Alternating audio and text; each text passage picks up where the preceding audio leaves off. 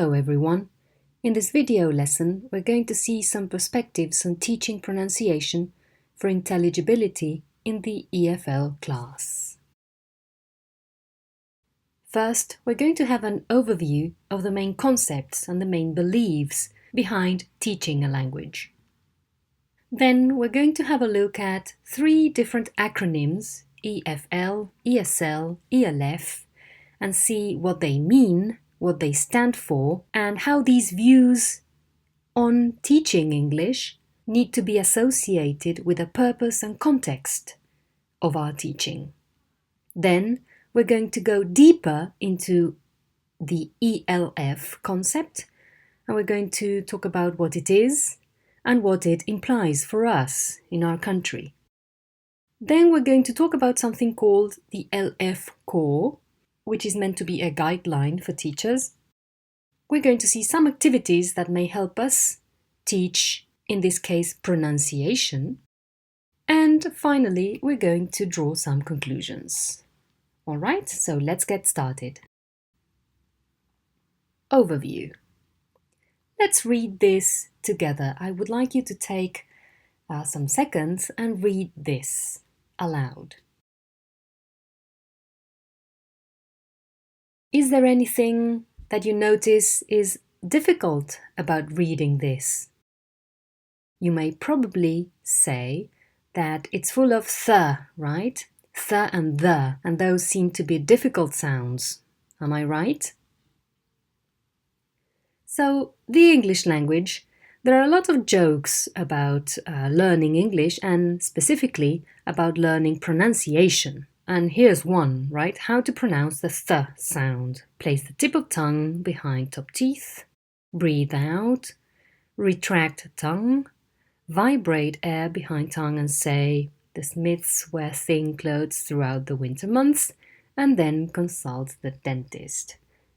So, as you can see, learning English pronunciation is important, right? Because without pronouncing correctly, we may have a lot of problems. And at the same time, it is difficult. It is very difficult.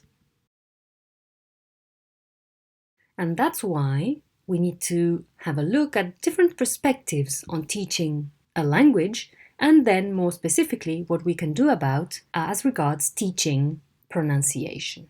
So we're going to watch a short clip, and I'd like you to pay attention to the different people and tell me which areas do these people have trouble with. Hey, aren't we all in the same English course? Oh yeah, how's it going? Not bad, except I sometimes have trouble with my grammar, isn't it?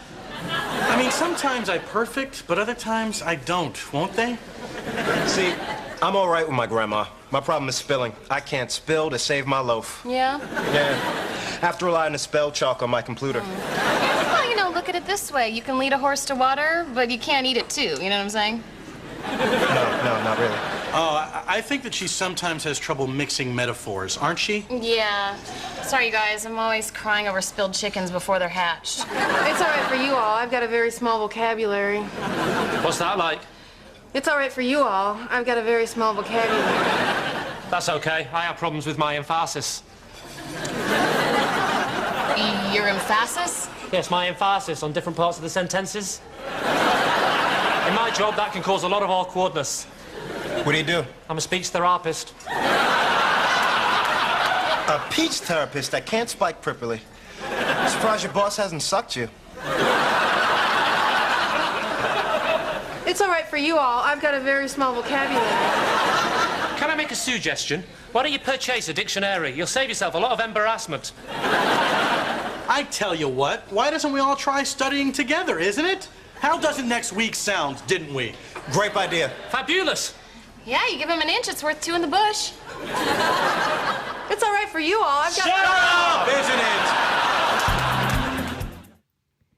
So, there's one who has trouble with grammar, another one has trouble with vocabulary, and then there's another one who has trouble with metaphors, right?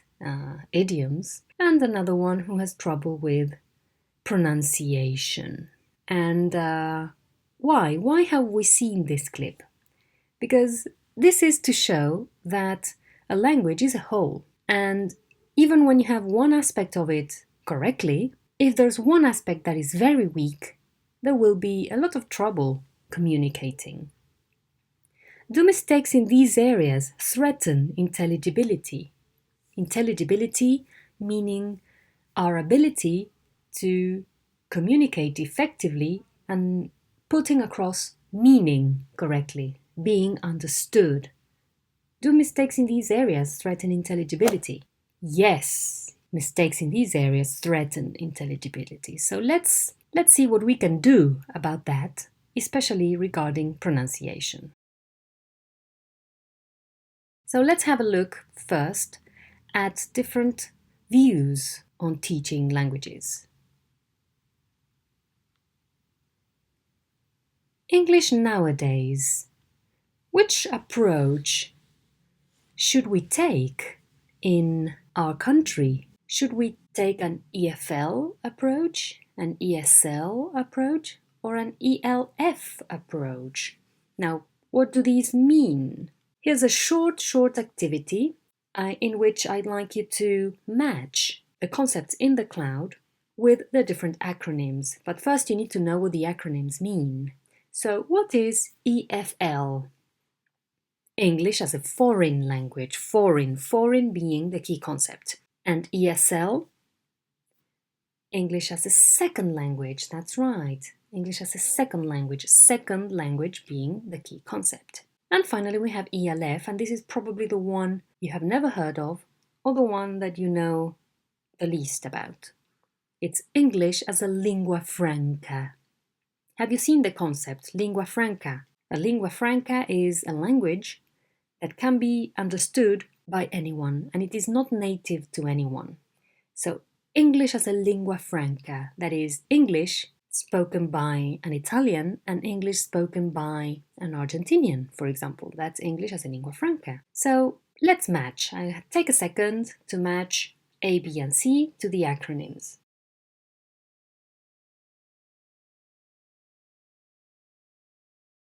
Which of these three is English as a foreign language? A, B, or C? It is C, teaching the foreign language for student use with native speakers of such language. So sometimes we forget what these acronyms mean, because they do have implications. So if you teach English as a foreign language, you're teaching English so that your student can communicate with native speakers of that language. ESL is teaching a language which is spoken in the student's country, and it's not their mother tongue. Is this a context that is present in our country? We don't have more than one language being spoken and taught over here, but there are countries, for example, Spain, where Spanish is taught at schools together with Catalan, for example, because speakers speak both outside of school, in society, in the same country. And finally, we have English as a lingua franca, teaching the foreign language as a global means of international communication. So if we take into account these three, which one do you think is more appropriate for our country? We would say A, right? And this is important because this approach will define the things you do when you teach. It's not the same to teach a language so that your student will speak to native speakers of that language than teaching a language so that your student can speak to anyone who can also speak that language. So that will define what we do inside our classes. So let's have a look at some concerns. What purpose do we have in mind when teaching English? Why do we do it? This is a question every teacher should ask themselves. Do I teach English so that my students can communicate with native speakers? Do I teach English so that my students can read texts? Do I teach English so that my students can speak fluently with anyone? These are all questions that will define our practice.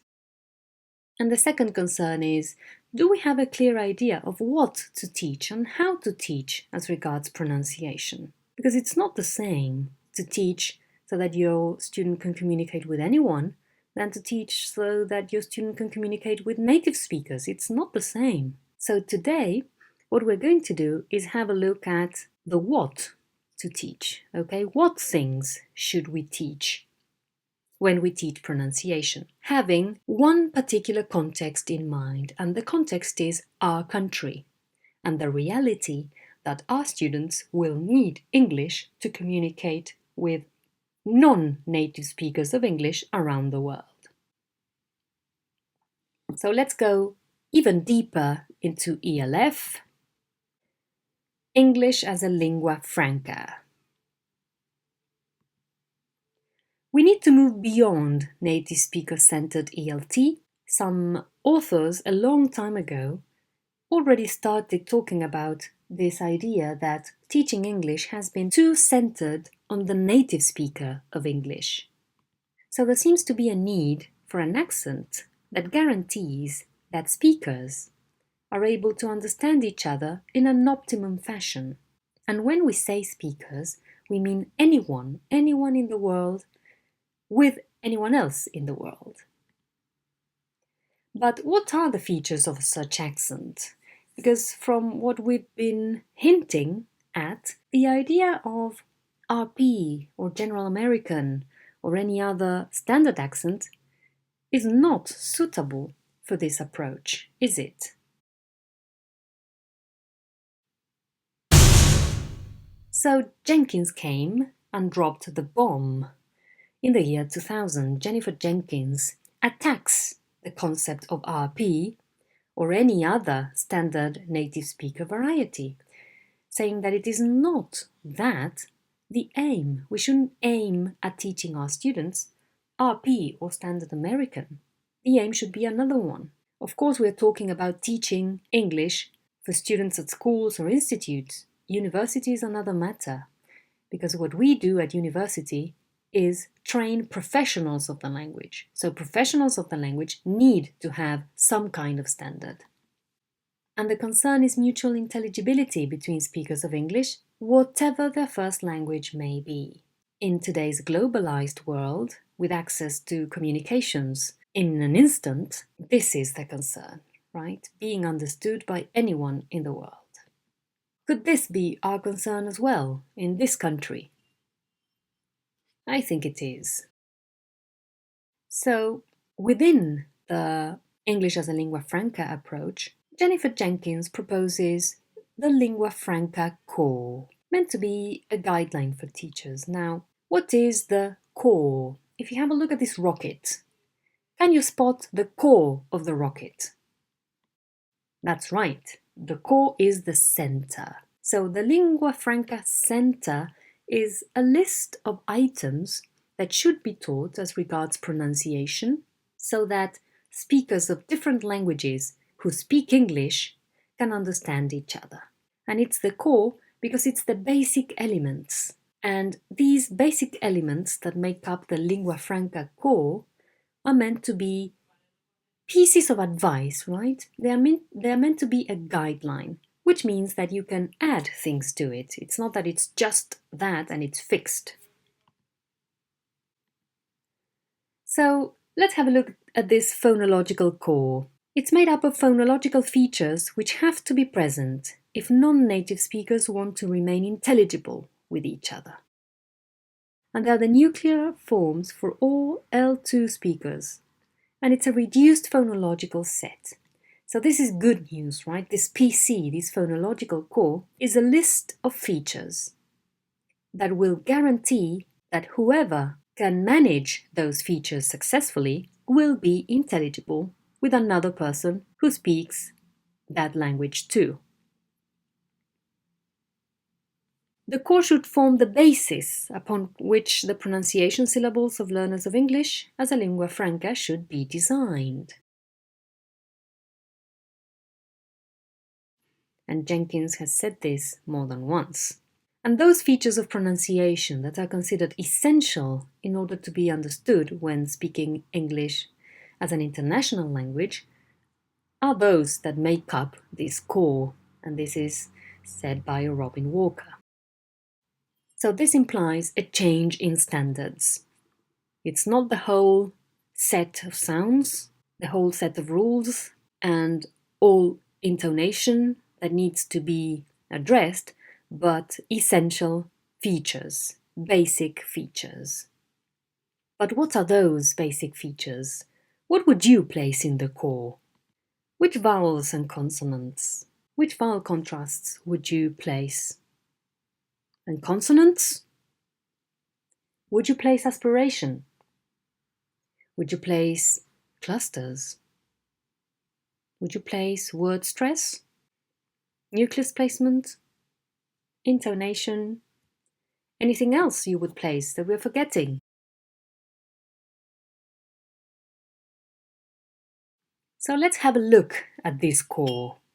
This is the list, all right? So to achieve international intelligibility, these are the features your students speaking English will need to be able to manage.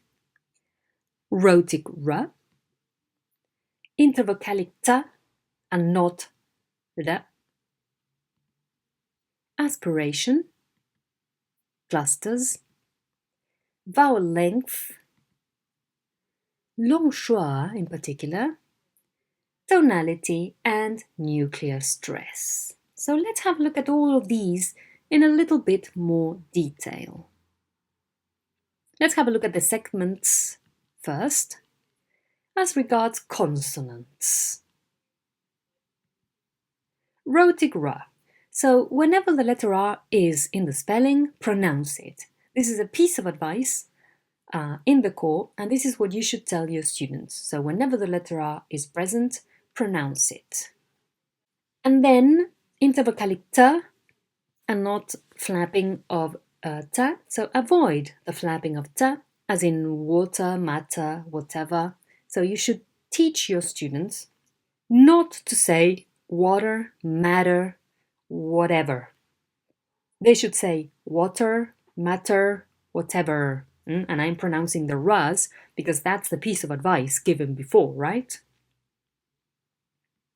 Another key feature is aspiration. Pronounce a strong puff of air when pataka are in initial position in a stressed syllable. Why do we do this? Well, because it's not the same to say ben than pen, right? Or dog and cog. So aspiration may make a difference between words, and it usually is the case. So that's why aspiration is so important.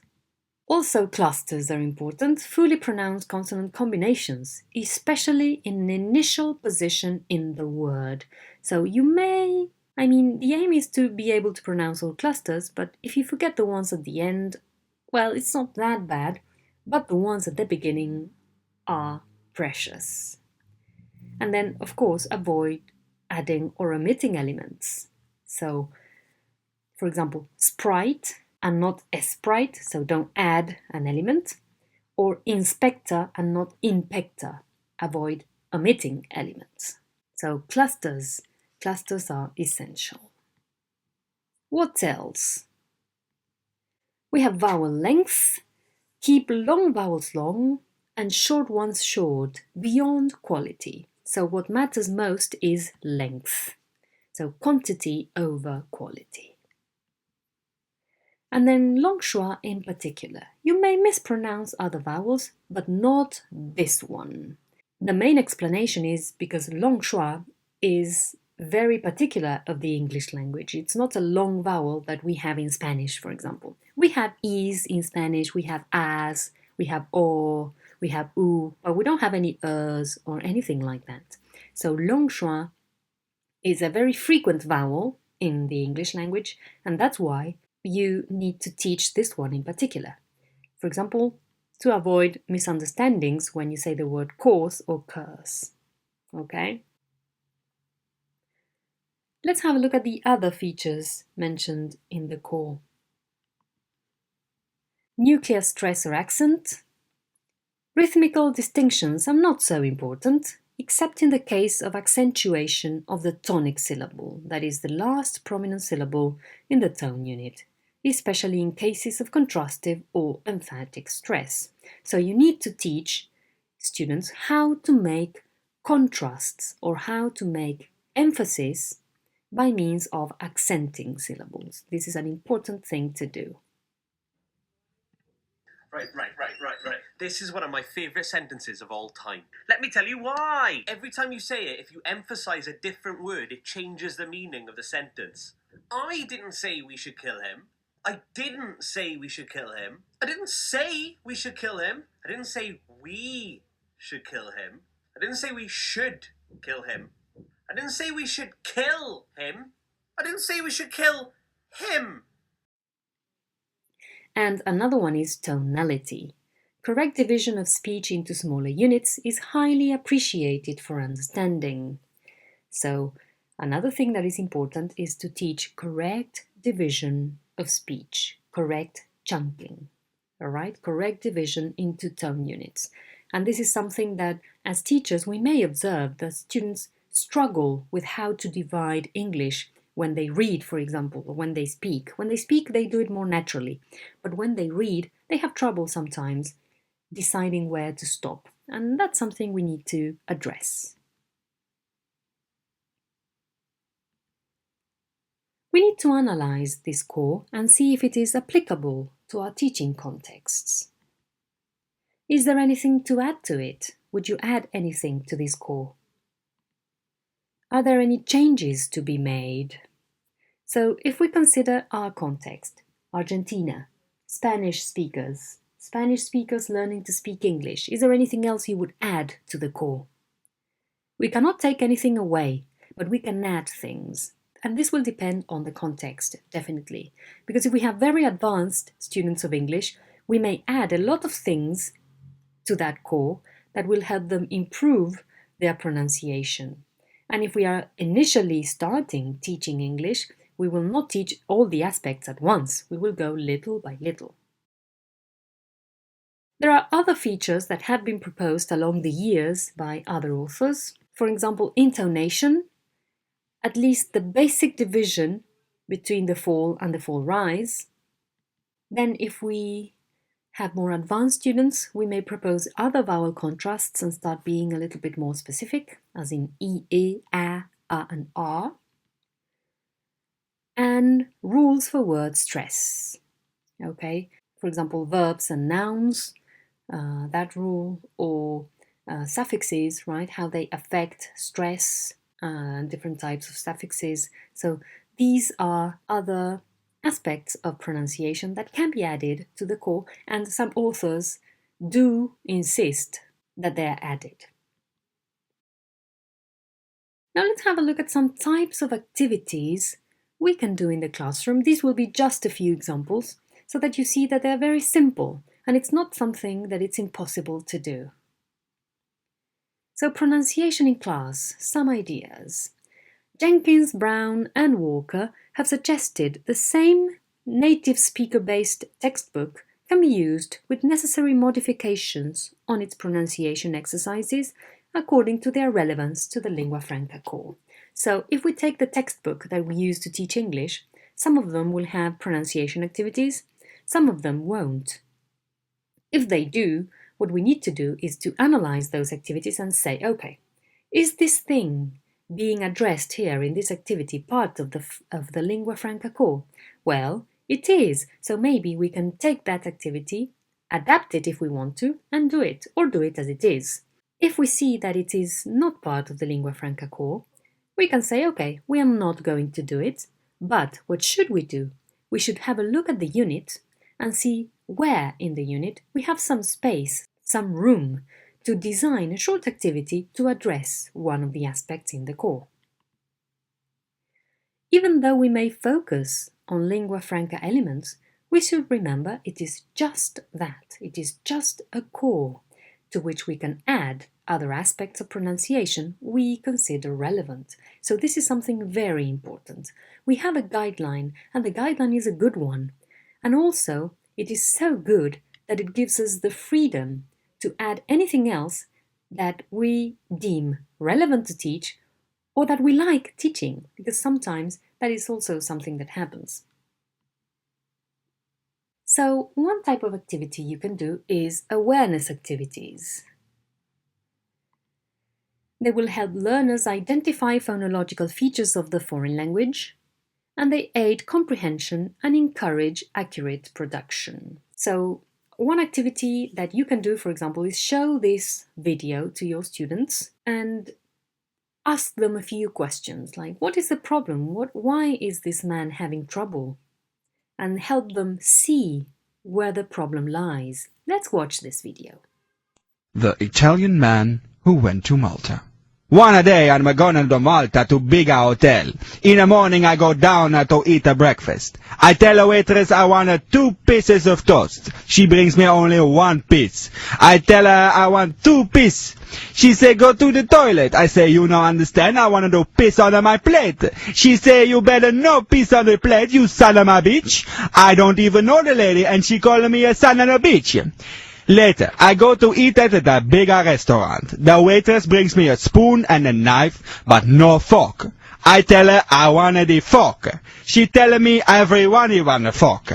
I tell her you don't understand, I want a fork on the table. She say you better not fork on the table, you son of a bitch. So I go back to my room in a hotel, and there is no sheets on the bed. Call the manager and tell him I want a shit. He tell me to go to the toilet. I say you don't understand, I want a shit on my bed. He say you better not shit on my bed, you son of a bitch. I go to the checkout and the man at the desk say peace on you. I say peace on you too, you son of a bitch. I'm going back to Italia. Okay. Then another very simple activity you can do is bingo. We all play bingo in our classes. And you can play bingo with vowels, for example. Or you can play bingo with plosives as well, all right? So in this case, it's a bingo so that you help them identify the difference between short E and long E. Another activity you can do is a picture dictation with little kids. They love this one. You can dictate a short series of phrases that contain words which differ in one sound, and learners should draw what they listen to. You can dictate isolated words or full sentences. And then learners can later experiment and write their own. So they can write their own list of things to dictate, and maybe in a class you can ask them to be in charge of the activity themselves. A short example is this one. So you have 3 phrases and they have to draw the one that you say.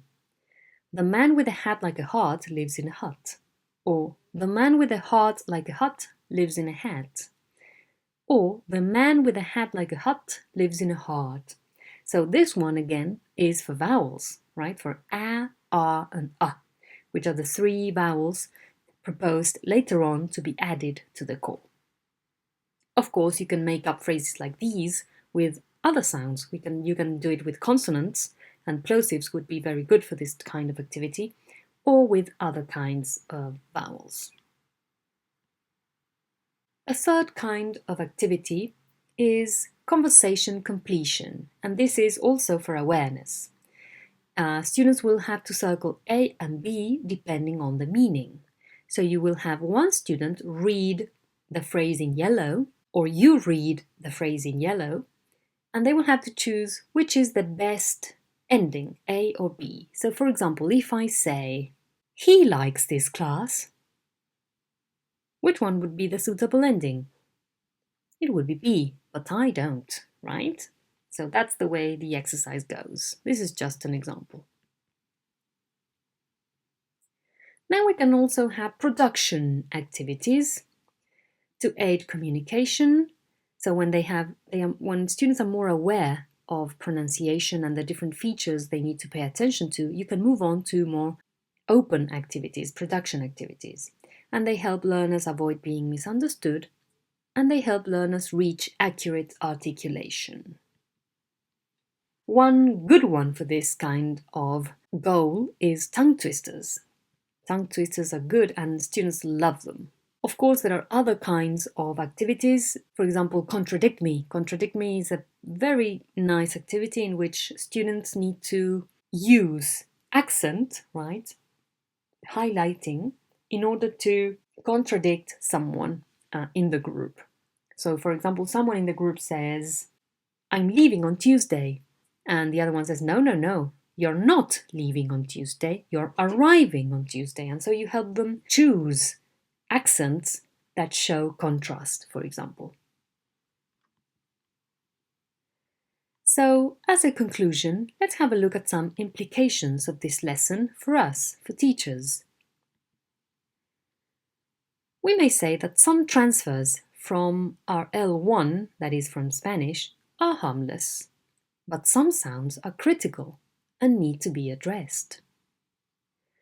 What we teach and how we do it will depend on why we do it. So, the why will have to do with the approach, EFL, ESL, ELF, any other one. If we choose ELF, well, the what is given by the core and then we can add things to it. And then the how, well, we will have to have a look at the activities that we can do so that we address that what.